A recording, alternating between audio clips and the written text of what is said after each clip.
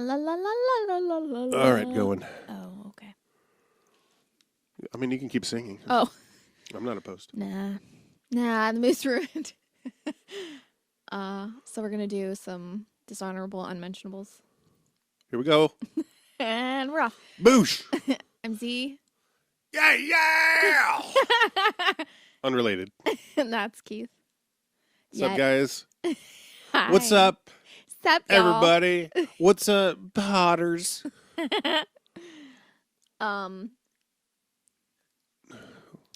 am, yeah, Keith's not here today. We're going to talk about, we've been watching, we started watching Metalocalypse. Rewatching again for like the 10th time.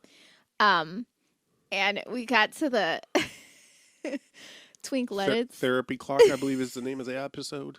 Twink Lettits. As the therapist, you gives them all banana stickers and then like starts acting like he's in the band, and Keith was like, please, can we watch Some Kind of Monster? And I was like, oh yeah, sure. Please.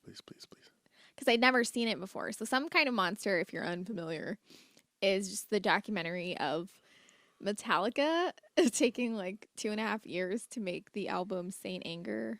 Their best album ever. Which was a rounding success. Which I just remember it was lauded as their best album. Do you remember, I think it was Lou Reed right before he died, they did an album together that's based on a...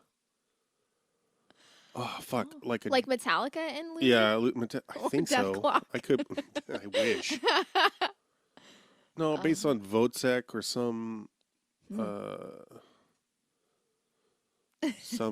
opera like that. Interesting. No, I had no idea. By all accounts, it was awful, but... I think... My favorite... Like, I was actually... Hopefully I'm totally misremembering every detail of that. Like with The Freshman or whatever that movie was. With the... Remember when I was like Matthew Broderick and Pacino and Alligator.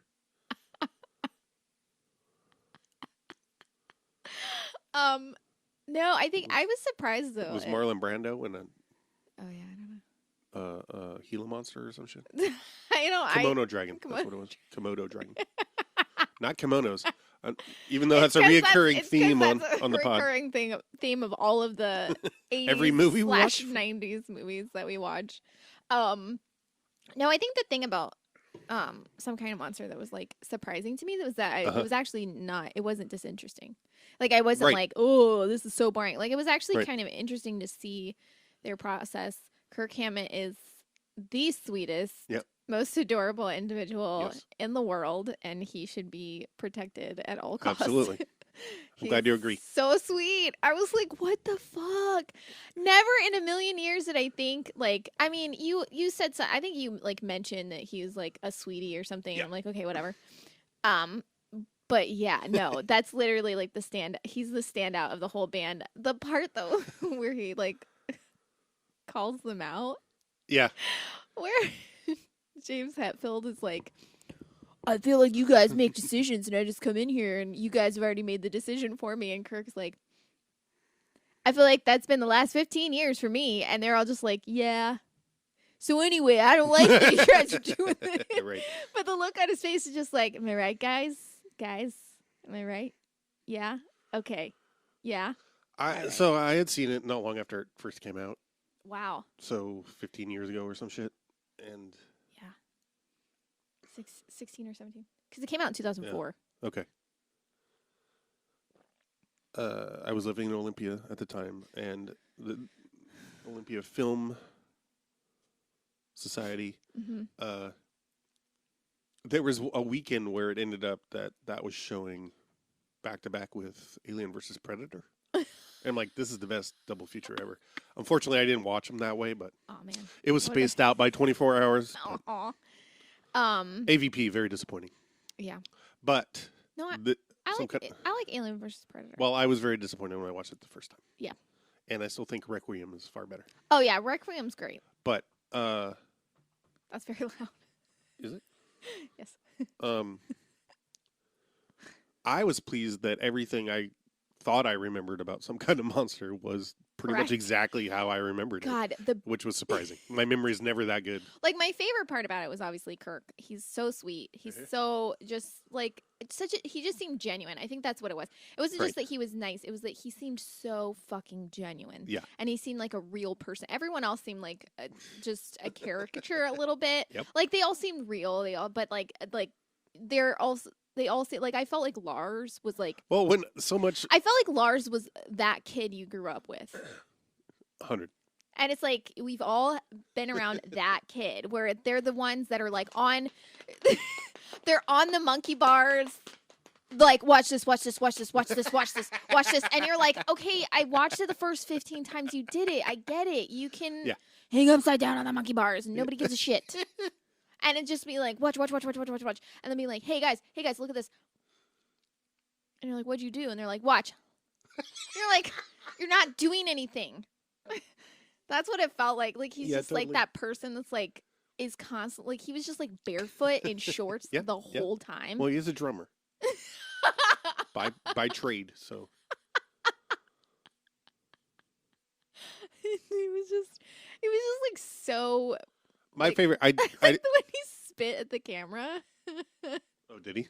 Yeah, it was like, I don't know. It was one of the times where he was like drumming by himself, and they're like, "I think we got it." And he's like, "Fucking about time" or something. And I'm like, "Calm down." It's like dude. It's like you could tell he was very aware that a camera was there. Oh yeah. You know. But I also felt like Kirk Hammett was also that guy that was there when you were a teenager, like.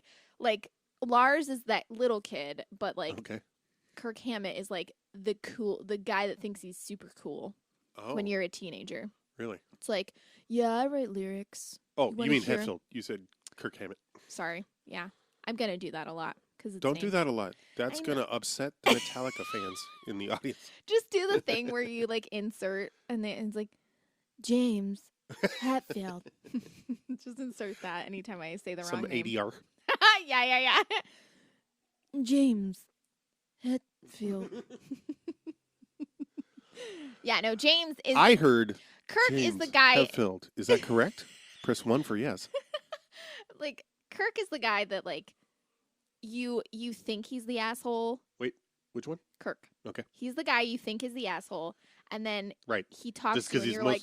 Because he's the quiet one. Quiet one in the corner or whatever. And you're like, oh, this guy thinks he's cool. And then you have a conversation. He's like, you know what I like? Turtles. I have 15 pictures on my phone just of my favorite turtle that it lives in this zoo. You want to see it? And you're like, oh my God, yeah, I think I want to see these turtle pictures. And then he's like, this one's cute because he's wearing a hat. You're like, and then James comes in and he's like, you guys want to hear the newest song I wrote? And it sounds exactly the same as the last 15 that he wrote. That's huge. And, you know, I don't know if you've ever, I don't know. Because when I was growing up, like, I grew up, like, my sister was really into, like, metal. Oh, here we go. Mm-hmm. And so, like, and she was, like, in a relationship with a guy who had, like, a metal band. I don't think I've ever told you this before. I can't even remember. I don't know why you've been holding it. Because I never saw them perform. Like, they would practice, and I would hear it every now and then. And as far as I remember, they did not sound good. Weird. Yeah.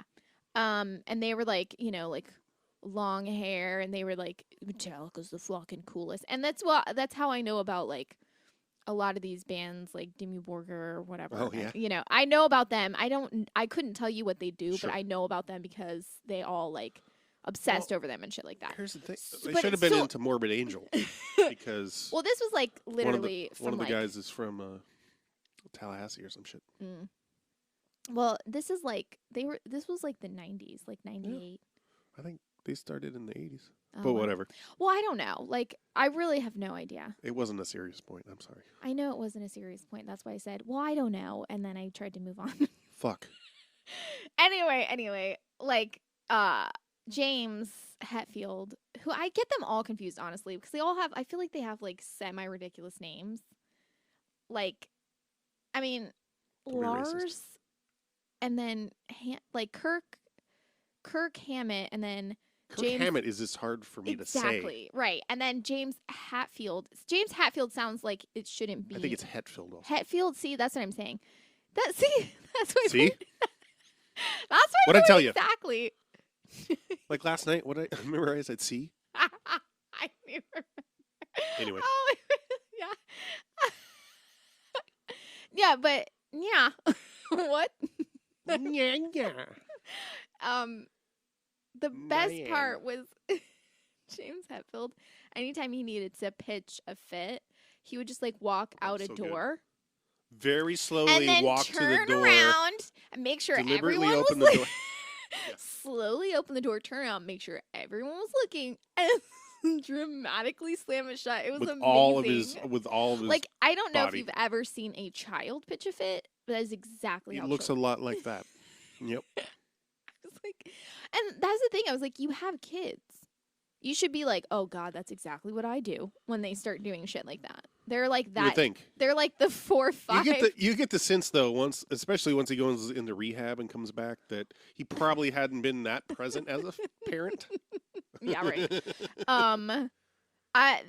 It's funny. I don't know if I've ever told you the story of this, but like my niece was like a year old, like literally like maybe a year and like a month or two, like 12 or 13 or 13 or 14 months old, something like that.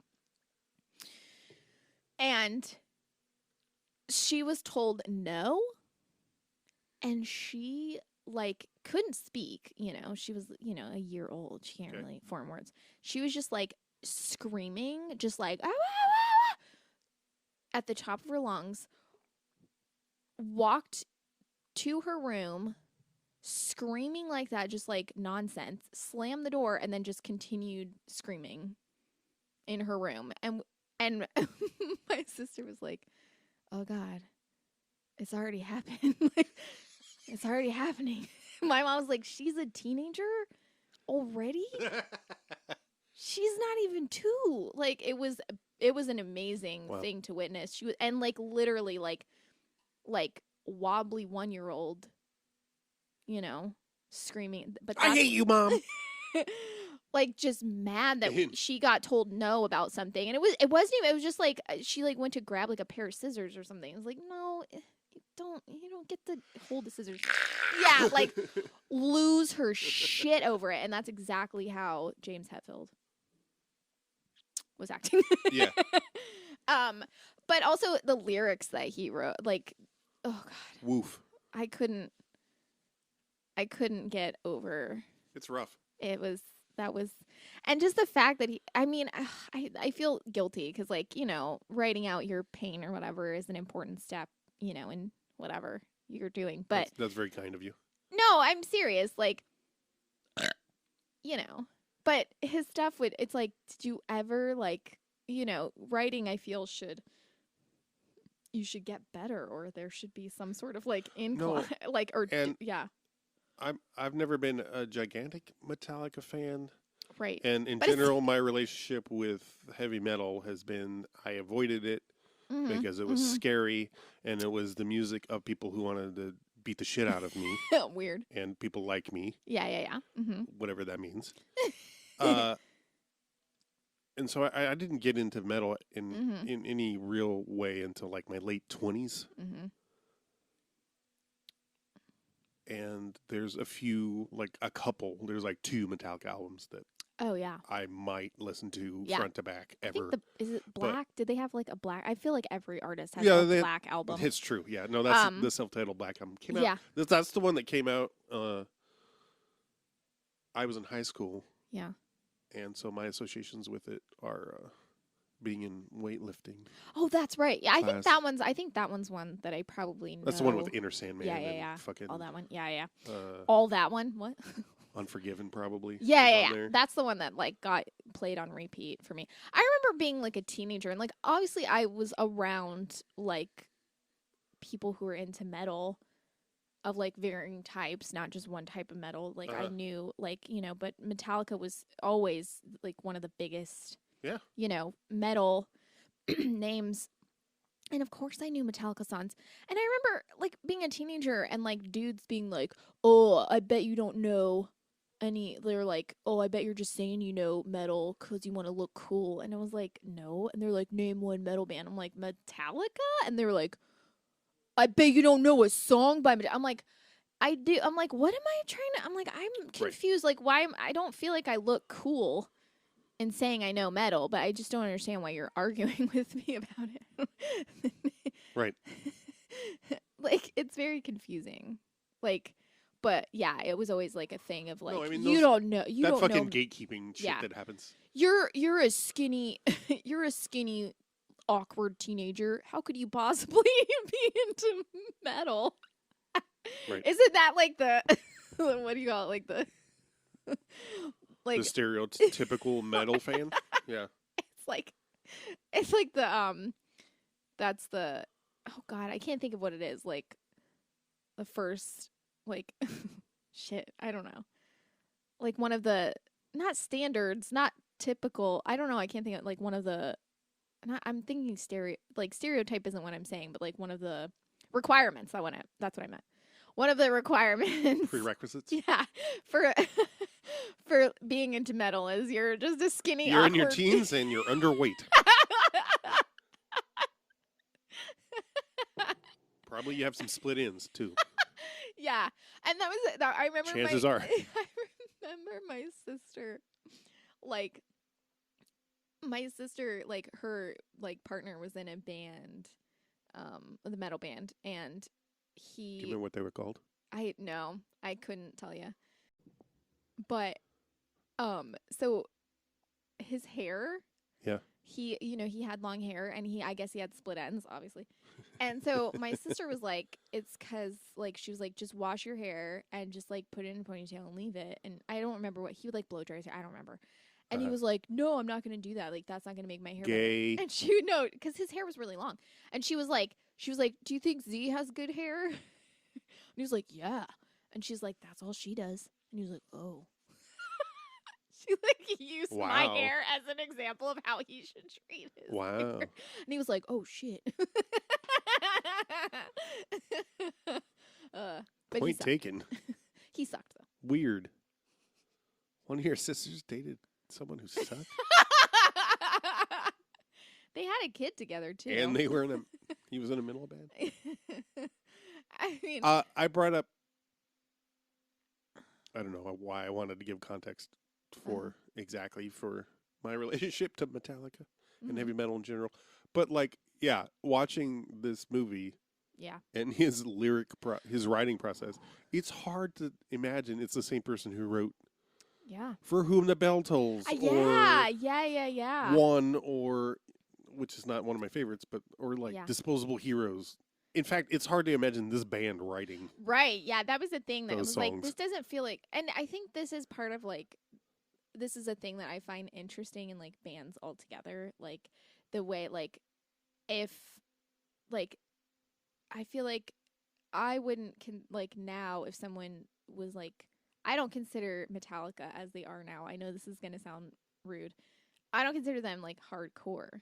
Like I see, and not because of like their behavior, but like lyrically and the way that they play music. I'm like, all right, it's a band. Y'all are in a band together. But like in the 90s and 80s, I'd be like, whoa, that's some metal. But like just the way it sounds now, it's so much softer. It feels like, which I know that I'm that's fine. But I think it's funny how like music changes, and if you don't change if you don't change anything about the things you're doing, it's just going to seem stale. It's not going to seem like you know. And like people will complain, and they'll be like, because I know like a lot of bands, like they'll change their style as they get older and as they progress, and it'll just sound different, and that's awesome. And people will be like, oh, I miss the old stuff. And it's like, okay, but they don't. Right, yeah. That's why they changed their style. Right. Because they were fucking bored. Yeah. And it's like, but I think it's vastly more interesting when a band changes totally, or like changes drastically, as opposed to just trying to do the same thing over and over and over again. Yeah. You know, and I felt like that was a thing. I don't know. It was like I found like Some Kind of Monster actually be a really interesting movie, in the sense of, or documentary, in the sense of like seeing how it's like hard to create, like be like have that be your job. Yeah, your job, your but full-time job. But like with other people too. Right. And be like, okay, well, you have to be sober and you have to be present and you have to get along and you have to, and just be like, oh my God. Yeah, right. That's a lot to ask, and it was. No, this is anytime I think about, I mean, I've never done any kind of touring. Oh God. Ugh. Anytime I think about it, I'm like, how do you not? No how does any relationship survive something like that? Well, also they were like talking about, like, in the movie they were saying something about touring, and they're like, where can we get to that, or like when can we get to that part? Right. And I'm like, oh, I'd be like, I don't ever want to leave the studio. I don't want to go on tour. That sounds. Well, I get the way wanting people to talk about. No, I get it. Wanting to play and stuff like that. What? No, I get it. No, I'm saying, like, I get like wanting to play. Right. That's all I was gonna say. That's what I meant. Like, I get that, but like, what I'm saying about, like, anytime I've heard someone talk about touring, like any kind of touring, it's not like for metal, or it can be like literally like for people who do like comedy, anything. Yeah. Any kind of touring. I'm like, no. No, it sounds horrible. No, thank you. I will never do that. Right. Sounds terrible. It's like, oh yeah, you're just eating food from gas stations and your insides feel like shit constantly.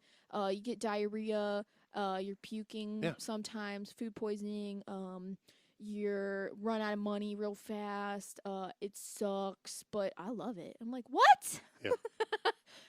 That's okay. Like, you never know if you're going to have a place to sleep. You never know if you're going to get to sleep. You never know if your car's going to work. You never know if you're going to die. It's a lot of fun. I love every moment. I've never felt more alive. But yeah, it's interesting. It was an interesting. I was glad I watched it. I was definitely like, oh, this is. Would you recommend? Would I recommend it? Yeah. Oh, hell yes. Definitely watch it. It's even if it's just for the lulz of watching. Which there are plenty of. Watching James Hetfield try to write the word taint. Close up of him writing the word taint. Worth the whole movie. Yeah. For me, Lars' dad makes it worth everything. Oh my God. When he's like, delete it. Oh my God. So good. I don't know if it might just be me, but delete the whole I don't thing. know. I would say delete it. I don't know. It might be good if you're just a guy screaming into an echo chamber, but for me, not good. And when they're talking to, like, Lars, is it the therapist? I can't remember who Lars is talking to, and the dad's the dad's just like keeled over and just looks like he's gonna possibly vomit. Having a heart attack, and they're just continuing with their conversation. He's like, what would you say if he wasn't here? It's like, are you feigning a heart attack so we can imagine you not being here? What would you say if your dad wasn't here? And then suddenly his dad's like, oh, like bent over. You're like, what the fuck? Yeah. God, it was so the highlights that I remembered that remained highlights for me are the one you mentioned already of Kirk being like, yeah, well, that's been the last 25 years or whatever for me. So good. So good. When Lars goes to see Dave Mustaine, it's like, oh my God. I didn't remember this part when he was like, yeah, I just remember talking about digging a hole in the ground and smoking hash out of it. What? What? I mean, I don't do those kinds of drugs, but so I'm not familiar with the technology, but I have no clue how that would work. But when he says, I just miss my little Danish friend, you just imagine him. I immediately snap to like a Polaroid of him giving Lars a noogie in a headlock, But honestly, I think I agree with you, because every time we watch Metalocalypse, you're like, you have to watch Some Kind of Monster. You have to watch it. I agree. Like, it makes everything so much funnier, and you're just like, oh my God, you're really. I mean, clearly, I feel like Metalocalypse spans a lot more. Obviously, like, there's 4 seasons and a movie, I think. So it's, it spans a lot more than. Yeah. But clearly, it takes a lot from. Oh man, especially season. Oh God, the Twink Lettit's therapy shit is like literally 100%. And when they got to the therapy part of Some Kind of Monster, and he's acting like he's part of the band or something. I was howling. I was like, oh my God. Yeah. Oh, you were like, see, this is why I wanted you to watch it. Toyu. What did that? Remember when he starts putting the therapist. Oh my God. Puts the signs. He just writes on like binder paper. It's just like in a notebook, and he starts taping up these signs all over. Just like, get in the zone. Yeah. The zone is you or whatever. And every single person is like, they're like, yeah, that was not good. None of us felt creative. We couldn't really do anything. That was awful. It sucked. And he's like, all right, well, okay. And for me, the arc is, it starts with him trying to record at the Presidio. Yeah. Not much is happening. And then Hetfield goes into rehab and is gone for 6 months or whatever. I think it's a year. They don't start recording again for a year. Like, he's gone. I don't know how long he's actually in rehab. Right. Like, he says he doesn't know how long he's, which I'm like, I think that was good because I'm like, whatever it takes to get sober. You know what I mean? Like, oh, no, absolutely. I just no shade on his process. Oh, no. I'm just saying I appreciate that they showed that. And that, like, the rest of it was him being like, I don't want to, like, I'm scared to create because I've never done it sober. And I'm scared to do this because I've never done it. Yeah. I think that's like, real. Yeah. And, like, no shade to any of that. Like, any humorous parts or any jokey parts about the, like, it's actually, like, really cool that it just in the middle, like, doesn't give a shit about finishing the album as long as he can get sober. Yeah. Like, and I appreciated that. I'm like, fuck yeah. Because, like, Yeah. And there's not everybody is able to do that. Not everybody has that kind of means or that kind of, I don't want to say discipline because that makes it commitment. Yeah, something. Not everybody and not everybody shows it, even if they do. Right. So I think it was good that they were like, here is that. No, and I think they all show moments of vulnerability. Oh yeah. To their credit. Mm-hmm. Maybe Lars the least. What's interesting to me is where my sort of empathy goes at different points in the movie. Like, at first, I don't give a shit about any of them. Yep. You start to hate Hetfield. Then he goes away. Right. And then it's Lars kind of becomes the star of the film a little bit just because he's given more screen time basically. Yeah. And because Kirk is very quiet and doesn't say a lot. And Lars is happy to fill the vacuum that Hetfield has left. But then it's about him selling some of his art collection, and you're like, God. What? No. Sells a Basquiat for fucking $4 million. So relatable. Yeah. So you're like, wait, who's this guy? Oh, wow. And then I just didn't like Lars before. Now I hate him. Yeah. And then they talk about the Napster stuff. Yeah. I like when they're like, how did you feel about that? He's like, oh, I loved being the most hated man in metal. I'm like, it's never gone away, dude. Don't feel sorry for you. You did it to yourself, ass. Anyway, go ahead. I lost my train. Oh, just like that's one of the most interesting dynamics for me, but because it wasn't exactly the same this watch through as it was the first time I saw it. Right, yeah. And like the relatable parts of Lars are that he's just like barefoot all the time. Yeah, that's it. Like me, just like me. Just like Keith. No, it's just that he's an obnoxious teenager, basically, right? But his hair changed so drastically throughout the film, constantly. Like he grows it out, he bleaches it, he shaves it, bleaches it, grows it out, cuts it, shaves it, dyes bleaches it. All this shit. You're like, what the fuck? Like, literally, there's no within like a 24-hour period, he'll go from having like long hair with bleached tips to having like a buzzed head that's bleached, and you're like, what? Okay, well, you did that, and then suddenly he has long dark hair, and you're like, what? Well, what? It was that threw me. I like I'm like, I can't find a timeline. I can't tell if this is being shown like if chronologically because of his hair change. Right, it makes it look like it's out of order. It makes it look like they're just piecing shit together and they're like, we don't know when this happened. I want to mention Bob Rock because I feel like he really gets kind of dicked over. Oh, is he the guy that's filling He's in? like the engineer guy. Yeah, I don't know what his official title is, but he's clearly been working with them a long time and playing bass because they don't have a bassist. Permanent bassist. And then they decide they're going to hire somebody. And oh man, that scene where he's like brutal. He's like, I don't want to leave, and fucking James is like, I don't want you to leave, and they're crying. I was like, I hate this. This is so sad. Yeah. Oh my god. I'm like, why would he have to leave? He's your what? It was so. I think it was just because they were finishing the album though. Yeah. It was, but it just felt so like it was so sad. I was like, I don't even like half these people, and I want to cry. Right. And it was an awful process. It didn't look like any part of it was fun, but yeah.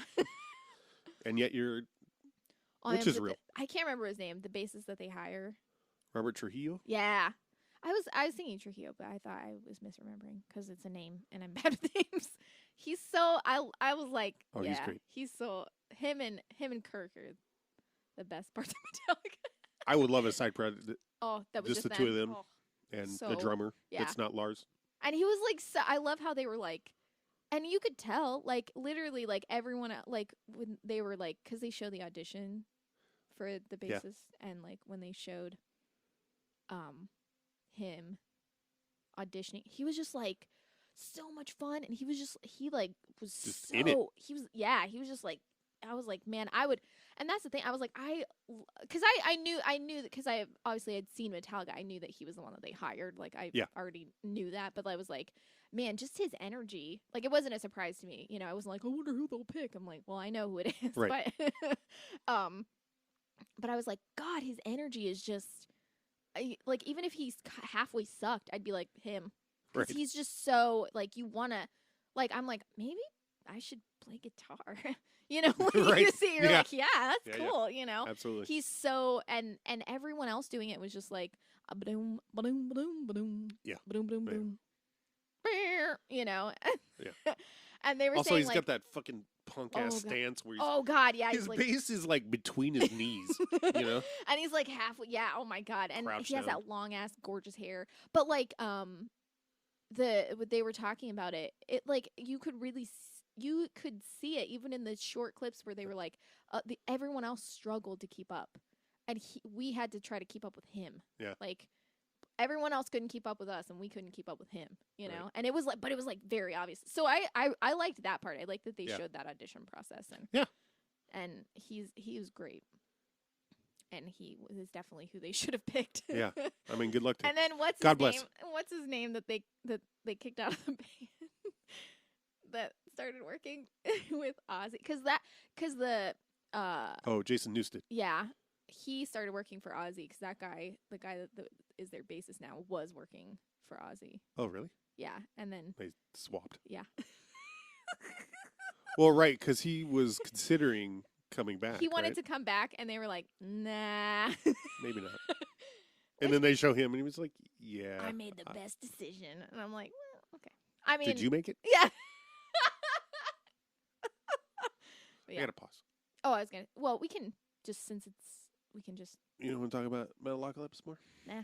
Okay. I mean, it's a good show. It's so violent. Metalocalypse, yes, it's very gory. Extremely violent. If you, it's not for the faint of heart. No, it's not. I'm actually surprised that I was able to watch it ever. Keith has to be in a certain mood to be. Yeah. There have been times when he's like, I can't do it because it's so immediately violent. And like gory, it's a cartoon. Just if you are unaware, it's a cartoon created by Brendan Small. Mm-hmm. Creator of movies, which is radically different. So different, but like, it's very, amazing. You can see some threads, obviously, but Metalocalypse, because of the cartoon, it can just show the most vulgar violence ever, and it does, and it does, and it's like, because it makes like a joke out of like how.